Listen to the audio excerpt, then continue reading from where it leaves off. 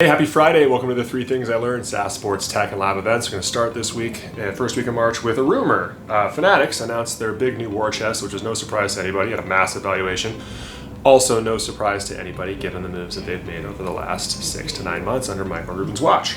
Now, the rumor that's out there is they're buying a ticketing company in Q2 or Q3, and these are rumors from people who are involved in the process. They're also talking to Seat Geek, who, there's a rumor out there, may be taking over the MLB deal that has not been renewed with StubHub. This will be quite interesting in a market that has been dominated by the major players for a very long time, to see somebody like Fanatics enter, who's vertically integrated with the entire entertainment stack. Yes, it's a rumor, but it's exciting to see some disruption and to see technology moving along and bringing that industry further into the modern times. That's number 1.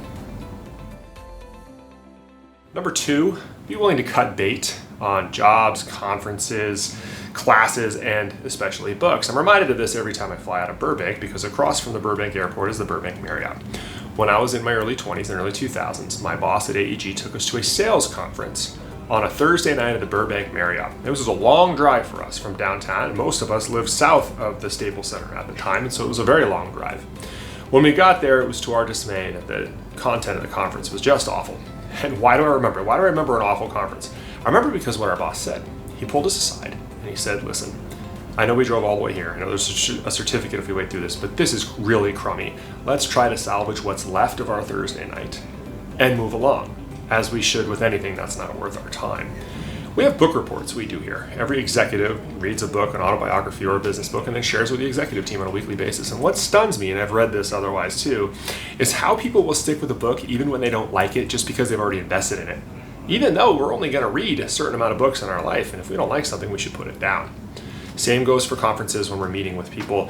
Fly somewhere, we go to a conference, it doesn't have the content we're looking for, the networking we're looking for, but people stick it out, end up hanging out with their friends who didn't get on the phone anytime they like.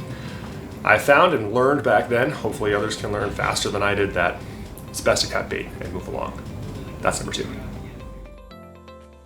And number 3, the world doesn't miss us the way we think it will, or the way we miss it. So when I quit my job at AEG when I was in my mid-20s, after about 3 years, it felt like the world to me.